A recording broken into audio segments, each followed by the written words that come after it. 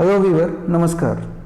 Bihar civil court भर्ती परीक्षा platform publication का वॉल्यूम 2 टेस्ट सीरीज नंबर 2 आज इस वीडियो में हम लोग डिस्कस करेंगे। यदि आप स्टेनोग्राफर, क्लर्क और प्यून या अर्दली की तैयारी कर रहे हैं तो ये वीडियो आपके लिए काफ़ी महत्वपूर्ण होने वाला है। तो चलिए फ्रेंड, स्टार्ट करते हैं आज का क्वेश्चन नंबर 1।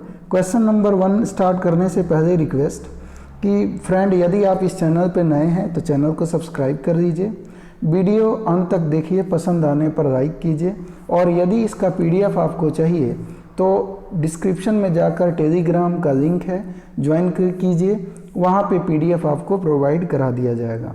तो चलिए स्टार्ट करते हैं आज का प्रैक्टिस सेट्स नंबर 2। तो पहला क्वेश्चन देखेंगे फ्रेंड। यहाँ पे कहा गया है कि क्वेश्चन है कि दिए गए वाक्य का वह भाग ज्ञात करें जिसमें कोई त्रुटि है।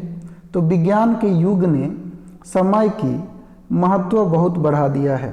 तो विज्ञान के युग ने तो समय की महत्व बहुत बढ़ा दिया है। कहते हैं ना, समय बताओ कितना हो रहा है, ऐसा तो नहीं कहते समय कितना हो रही है ना।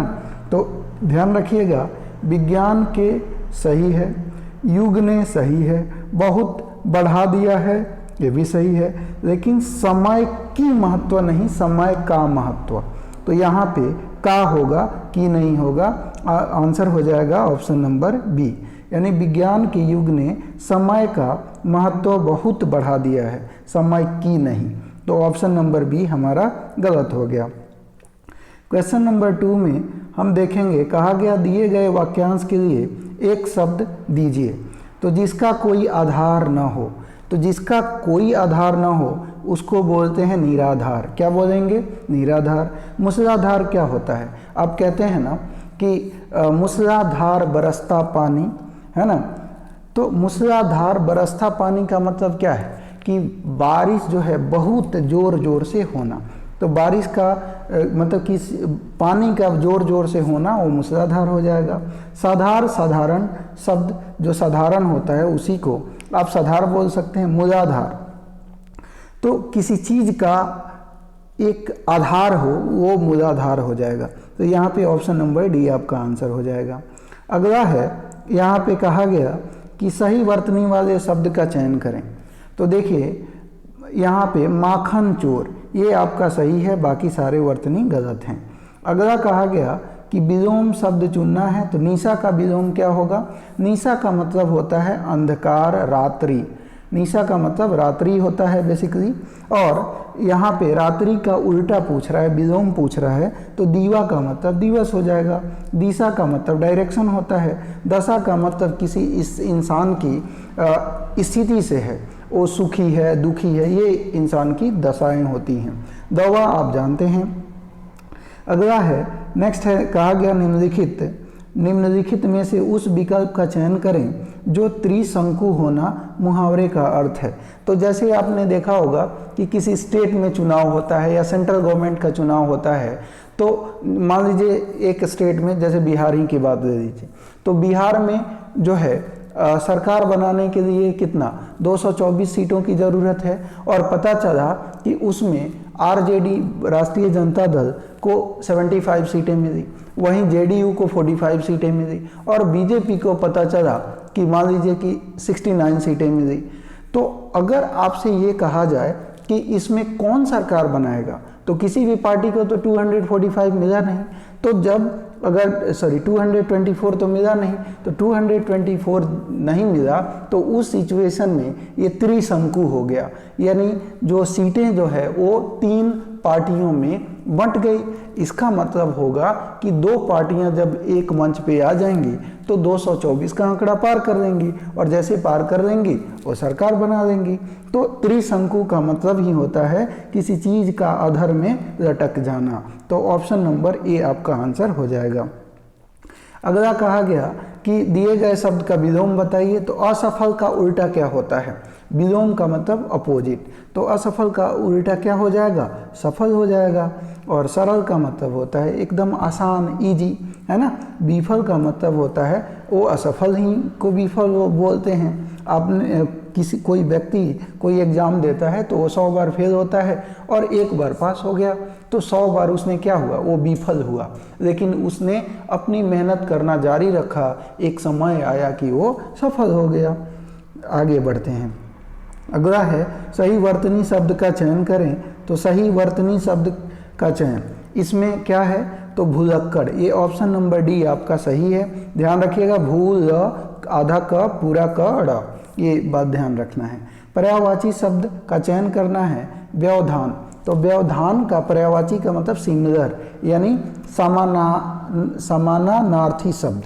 तो ध्यान रखिएगा, व्यवधान, व्यवधान का मतलब यहाँ पे क्या हो जाएगा, बाधा हो जाएगा, अड़ंगा हो जाएगा, अड़चन हो जाएगा, तो बाधा यहाँ पे आंसर हो जाएगा। प्रीति का मतलब होता है प्रेम, है ना। भ्रमण का मतलब होता है घूमना, विजिट करना, यात्रा करना। मिलन का मतलब होता है किसी से मतलब मुलाकात वगैरह। आगे बढ़ते हैं।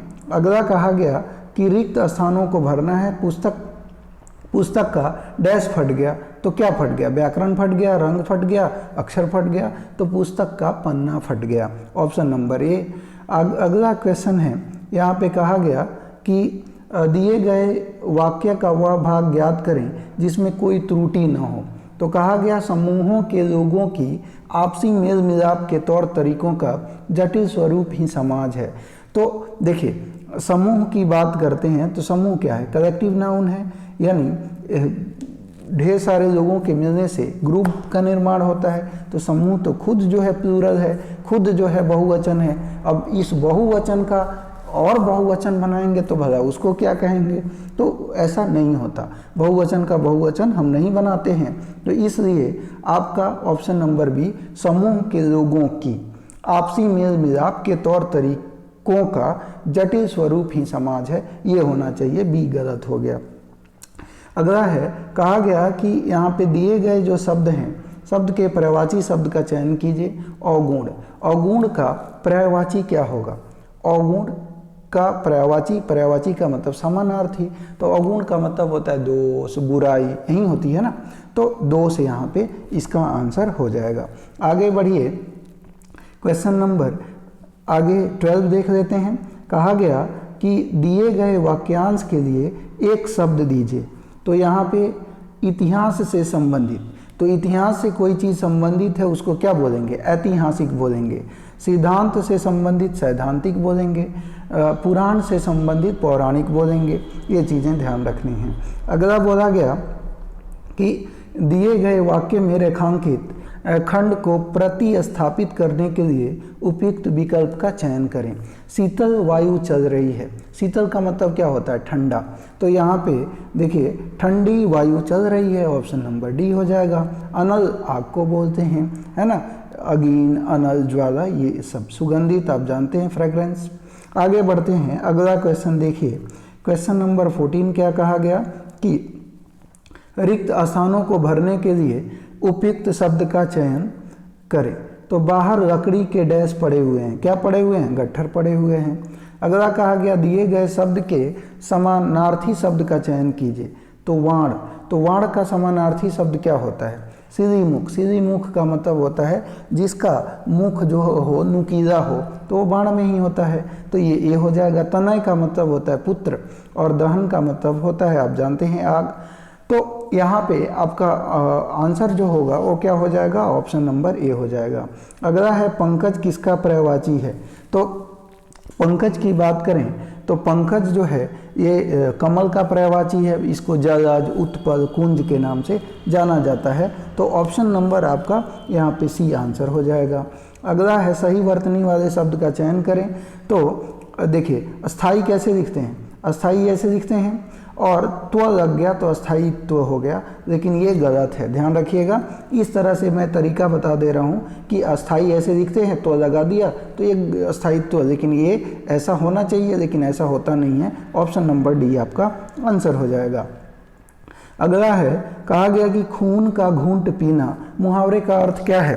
तो इसका मतलब होता है गुस्सा को पचा जाना। क्या होना, गुस्सा को पचा जाना।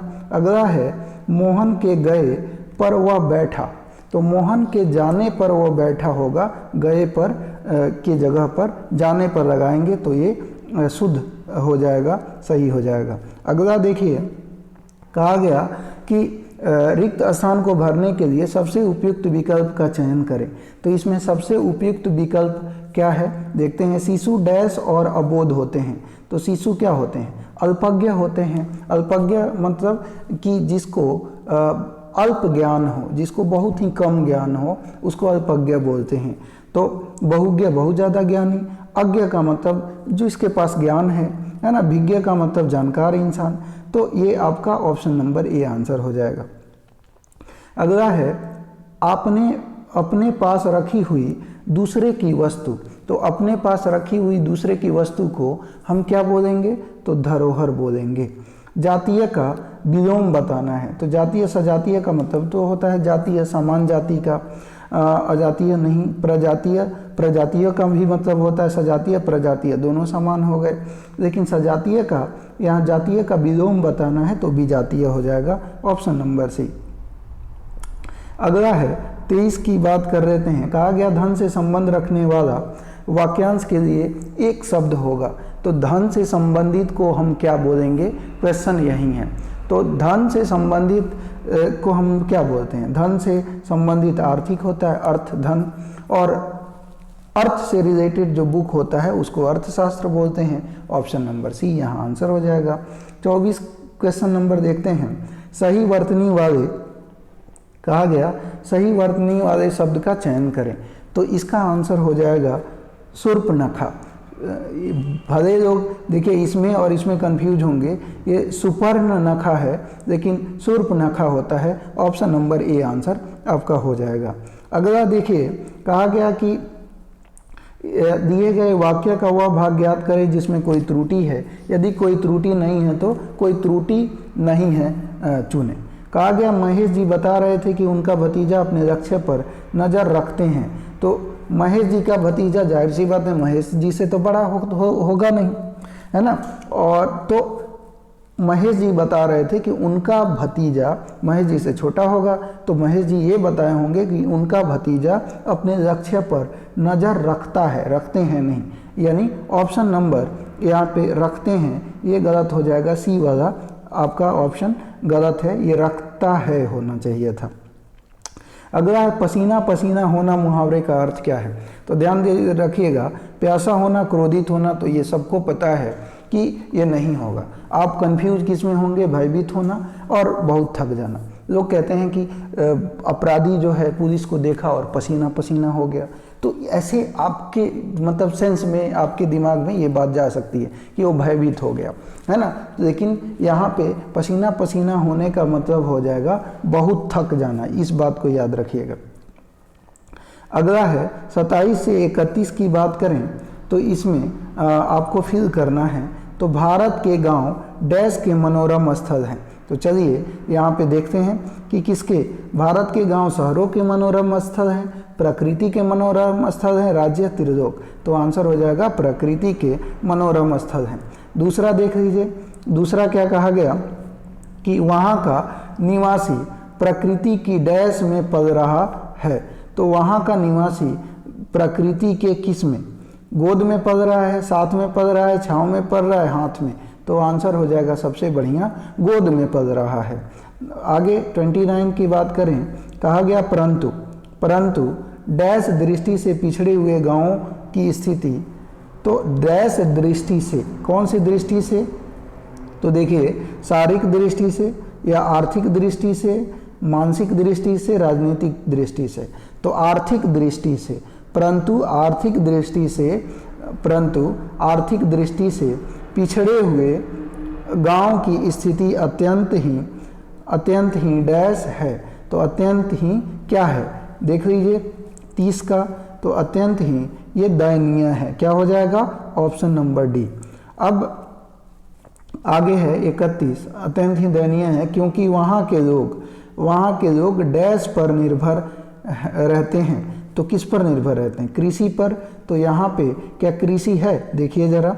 तो यहाँ पे वहाँ के लोग कृषि पर निर्भर रहते हैं, ऑप्शन नंबर सी हो गया। अब 32 से 34 पढ़ना है और यहाँ पे आंसर देना है। तो यहाँ पे चलिए मैं तो ये जो है गद्यांश पढ़ दिया हूँ। आपको पीडीएफ जो है मैं उपलब्ध करा दूंगा अपने टेलीग्राम चैनल पे, वहाँ पे ज्वाइन हो जाइएगा और वहाँ पे मैं दे दूंगा। आप इसको ध्यान से पढ़ के और इसका आंसर देंगे। तो यहाँ पे धनिया की चिंता का कारण क्या है? तो धनिया एक पात्र है और उसकी चिंता का कारण है, यहाँ पे शायद कुछ छूट रहा है, ये देखिए हम लोगों ने 30 तक कर दिया था, 31 हो गया था, ठीक है 32 हमें करना है। तो चलिए 32 देख लेते हैं। कहा गया कि धनिया की चिंता का कारण क्या था? तो धनिया की चिंता का कारण था कि होरी बीमार। धनिया की चिंता का कारण क्या था? होरी जो है, होरी के निराश भरे शब्द, यानी होरी जो है बिल्कुल नहीं बोलता है। तो ये आपका आंसर हो जाएगा। अगला है अंतःकरण से आशीर्वाद देने का क्या अर्थ होता है? तो इसका अर्थ होता है किसी को दिल से आशीर्वाद देना, तहे दिल से आशीर्वाद देना। अगला है विपन्नता। कहा गया कि यहाँ पे विपन्नता के इस अथाह सागर में सुहाग ही तृण था से लेखक का अर्थ क्या है? तो पति ही धनिया का एकमात्र सहारा था, इसका अर्थ ये है। अगला है 35 देख लेते हैं। कहा गया इसमें कि काने को काना कहने पर होने वाला दुख दो आँख वाला नहीं समझ सकता, इस वाक्य का अर्थ क्या है? तो इस वाक्य का अर्थ है बिना अनुभव के ज्ञान नहीं होता है। आइए अब इंग्लिश पोर्शन कर लेते हैं। इसमें कहा गया कि आपको साइनोनिम्स बताना है। साइनोनिम्स का मतलब होता है सिमिलर शब्द, समानार्थी शब्द, पर्यायवाची शब्द। कंडोन, तो सबसे पहले कंडोन का अर्थ क्या होता है? कंडोन का अर्थ होता है माफ़ करना। क्या होता है? माफ़ करना। और समानार्थी बताना है तो माफ़ी करना ढूंढना होगा। तो माफ़ करना को और किस कंडोन के अलावा क्या बोलते हैं? फगीव बोलते हैं। उसके अलावा क्या बोलते हैं? एक्सक्यूज बोलते हैं। क्या बोलेंगे? एक्सक्यूज बोलेंगे। तो फगीव, एक्सक्यूज, उसके अलावा क्या बोल सकते हैं? तो इग्नोर बोलेंगे। क्या बोलेंगे? इग्नोर। तो आपका यहाँ पे देखिए इन तीनों में से कोई है क्या? तो फगीव है, पहला ही है, तो पहला आंसर फगीव इसका आंसर हो जाएगा। 37 को देख लेते हैं। कहा गया रिलीज। रिलीज का मतलब क्या होता है? रिलीज का मतलब आज़ाद करना होता है, मुक्त करना। क्या अर्थ होगा? आज़ाद या मुक्त करना हो जाएगा। तो इसका भी साइनोनिम्स बताना है, यानी पर्यायवाची या समानार्थी शब्द इसका बताना है। तो रिलीज का समानार्थी शब्द की हम बात कर रहे हैं, तो इसका क्या हो सकता है? तो रिलीज का मतलब होता है फ्री। क्या होता है? फ्री। फ्री के अलावा क्या हो सकता है? लेट। क्या होगा? लेट। और गो, ये सारे इसके जो है समानार्थी हो जाएंगे। तो यहाँ पे देखिए कि क्या रिलीज का कोई समानार्थी है? यहाँ पे कहा गया है फ्री है। देखिए फ्री यहाँ पे दिया हुआ है, तो फ्री आंसर हो जाएगा। अगला है यहाँ पे इडियम्स का आपको अर्थ बताना है। तो चलिए देखते हैं। कहा गया ऑन द बेक बर्नर। तो बेक बर्नर का मतलब यहाँ पे क्या है?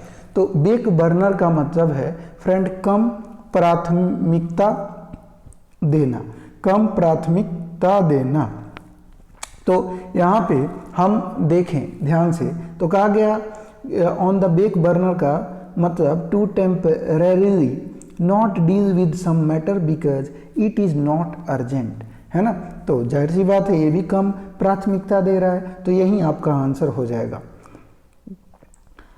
अगला हम बात करते हैं 39 देख लेते हैं। 39 में कहा गया कि select the most appropriate option to fill in the blanks.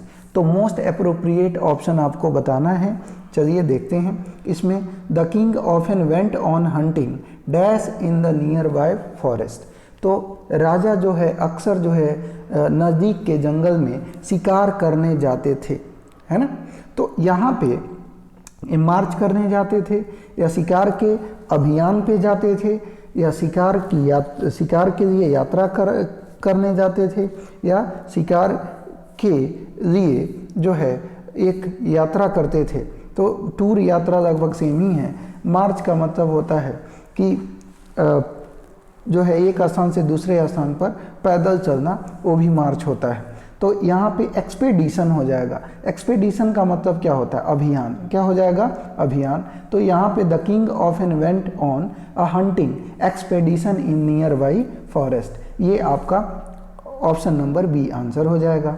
39 के बाद 40 नंबर देख लेते हैं। 40 नंबर क्वेश्चन है कि यहाँ पे रीड करना है। क्या करना है? रीड करना है और एरर को आपको बताना है। तो चलिए हम रीड करते हैं।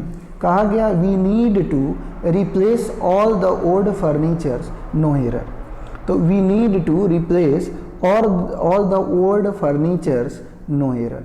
तो ध्यान रखिएगा, फर्नीचर की जब बात करते हैं ना तो ये अनकाउंटेबल नाउन है। कैसा है? अनकाउंटेबल नाउन, यानी इसकी गणना हम नहीं कर सकते, है ना।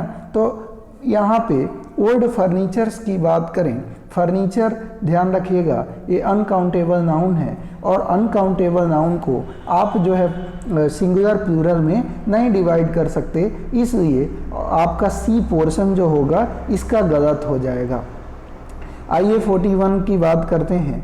41 में भी they went straight to the place and return back soon, है ना। तो देखिए रिटर्न के साथ कभी भी बैक नहीं आएगा, रिटर्न सून होना चाहिए या बैक सून होना चाहिए, दोनों एक साथ कभी नहीं आते हैं। तो इसलिए ऑप्शन नंबर सी आपका गलत हो गया।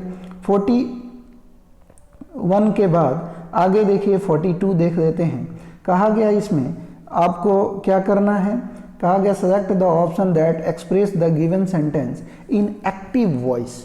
तो चलिए हम देखते हैं। कहा गया let the children be given enough time to read, है ना। तो इसमें क्या कहा गया कि select the option that express the given sentence in active voice. तो एक्टिव वॉइस में कौन दिया गया है उसको आपको जो है सेलेक्ट करना है। तो चलिए हम देख लेते हैं।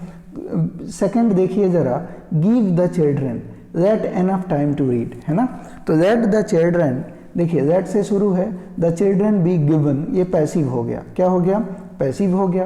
तो इसका एक्टिव जब बनाएंगे ना तो V1 से शुरू होगा। सेंटेंस किससे शुरू होगा? V1 से। तो ये तो लेट अस V1 तो है नहीं ना, ये दो। देखिए यहाँ पे आपका ए नहीं हो सकता, सी नहीं हो सकता, यू शुड, तो यू कहाँ से आ जाएगा? V1 से शुरू होगा। तो ध्यान रखिएगा यहाँ पे V1 से एक ही सेंटेंस शुरू हो रहा है, give the children enough time to read, यानी बी आपका आंसर हो जाएगा। अगला देखिए नेक्स्ट क्वेश्चन कहा गया है कि इसमें वन वर्ड सब्स्टिट्यूशन आपको चूज कर, ये वन वर्ड सब्स्टिट्यूशन, इसमें एक सेंटेंस दिया हुआ है और इस सेंटेंस के लिए अनेक शब्दों के लिए एक शब्द बताना है।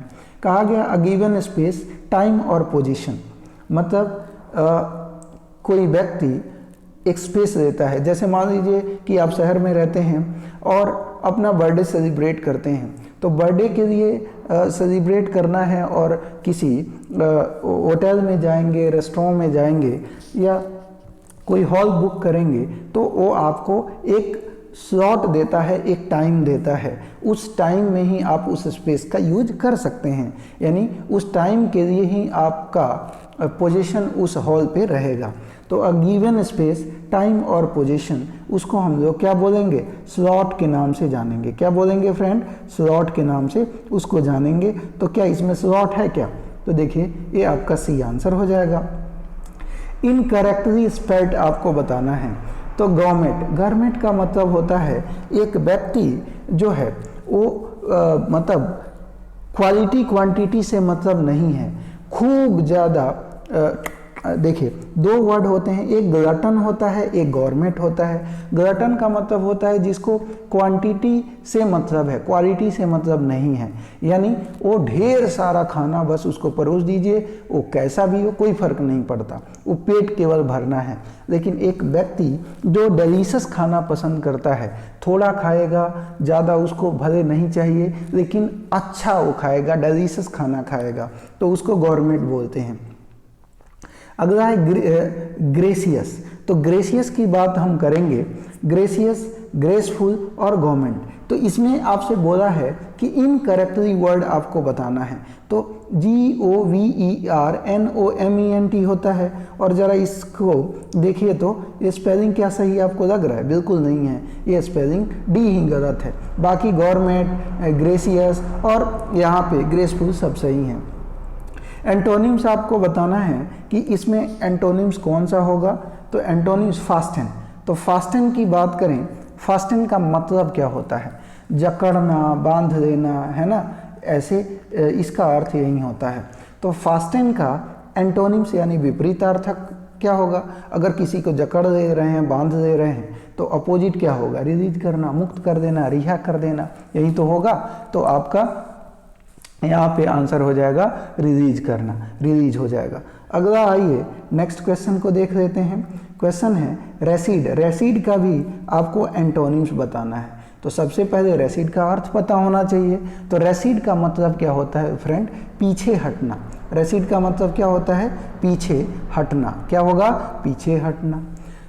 जैसे कहते हैं ना कि इसने 4 कदम आगे बढ़ाए फिर पीछे हट गया, तो उसको रेसिड बोलेंगे, है ना। जब ठान लिया तो ठान लिया, बात खत्म। तो रेसिड पीछे हटना। अब इसका अपोजिट क्या होगा? तो आगे बढ़ना यानी बढ़ते जाना, है ना, एनलार्ज। इसका क्या होगा? एनलार्ज हो जाएगा। आगे बढ़ते हैं अगले क्वेश्चन की तरफ। रेसिड के बाद अगला देख लेते हैं। यहाँ पे कहा गया है आपको कि select the option that can be used as one word substitute for the given group of words. कहा गया the belief that people can not change or avoid what happens. तो यहाँ पे the belief that people can not change or avoid that what happens. तो एक विश्वास है ना, जो आप कहते हैं ना, जैसे आपने सुना होगा कि एक भरोसा करने का सिद्धांत, मतलब एक इंसान जो होता है जो भाग्य पर भरोसा करता है, वो कहता है कि भाग्य में जो होगा वो होगा ही होगा, है ना। तो इस अगर आप वन वर्ड सब्स्टिट्यूशन को देखें तो ये इसमें यही कहा गया है कि एक व्यक्ति जो भाग्य पर भरोसा करता है, एक ऐसा व्यक्ति जो भाग्य पर भरोसा करता है उसको फैटलिस्ट बोलते हैं, और भाग्य पर भरोसा करने के सिद्धांत को फैटलिज्म बोलते हैं। ध्यान रखिएगा। तो आंसर हो जाएगा बी। अगला देखिए, अगला है select the option that express the given sentence indirect. तो इसमें इनडायरेक्ट सेंटेंस की बात हम करते हैं। तो देखिए आपका यहाँ पे सेंटेंस पहले पढ़ लीजिए। डायरेक्ट में क्या दिया हुआ है? The gardener said these rose will bloom early. तो इसका आपको क्या बनाना है? इनडायरेक्ट बनाना है। तो यहाँ पे देखिए जरा, the gardener said that those rose would bloom early. ये ऑप्शन नंबर डी यही आपका सही हो जाएगा। तो आगे बढ़ते हैं। यहाँ पे देखिए, तो आपका यहाँ पे क्या आंसर होगा? ऑप्शन नंबर डी आपका करेक्ट हो जाएगा। आइए 49 को देख लेते हैं। 49 क्वेश्चन है कि सेलेक्ट द एप्रोप्रिएट। क्या बोला? Select the most appropriate meaning of the given idioms. More or less. More or less का मतलब क्या होता है? कमोबेश या लगभग, यही होगा ना। तो क्या एग्जैक्टली? बिल्कुल नहीं। Some time more and some time less. Approximately या करेक्टली? बिल्कुल नहीं। तो ये आपका बी नंबर आंसर हो जाएगा। आगे आइए, अगला क्वेश्चन है क्वेश्चन नंबर 50। 50 में कहा गया है कि अप्रोप्रिएट ऑप्शन आपको सेलेक्ट करना है। कहा गया the ancient Indian text dash trees and plants to be animate being that should never be harmed. तो यहाँ पे क्या होना चाहिए? The ancient Indian text consider, क्या यहाँ पे consider trees and plants to be animate being that should never be harmed. Option number B आपका आंसर हो जाएगा। कंसीडर का यहाँ पे मतलब है फ्रेंड मानना। तो हमने हिंदी कर दिया और इंग्लिश कर दिया। अब फ्रेंड आती है मैथ। तो मैथ की अगर हम बात करें तो इसके लिए मैं माफ़ी चाहूँगा, क्योंकि अभी हमारे पास वो साधन टूल नहीं है जिससे कि मैं मैथमेटिक्स का क्वेश्चन करा पाऊँ। तो आप सभी से रिक्वेस्ट है कि फ्रेंड आप प्लीज़ चैनल को सब्सक्राइब कीजिए और हमें आगे ऐसे ही मोटिवेट कीजिए, आगे बढ़ने का मौका दीजिए। आपके एक एक सब्सक्रिप्शन से हमें जो है आगे बढ़ने का मौका मिलेगा और जैसे हमारे पास टूल्स अवेलेबल हो जाएंगे, मैं विश्वास दिलाता हूं कि एक एक क्वेश्चन और बहुत ही अच्छे तरीके से आपको मैं कराऊंगा। तो उम्मीद है दोस्तों कि ये वीडियो पसंद आई होगी। वीडियो पसंद आई हो तो लाइक कर दीजिएगा, चैनल पे नए हैं तो सब्सक्राइब कीजिए। धन्यवाद।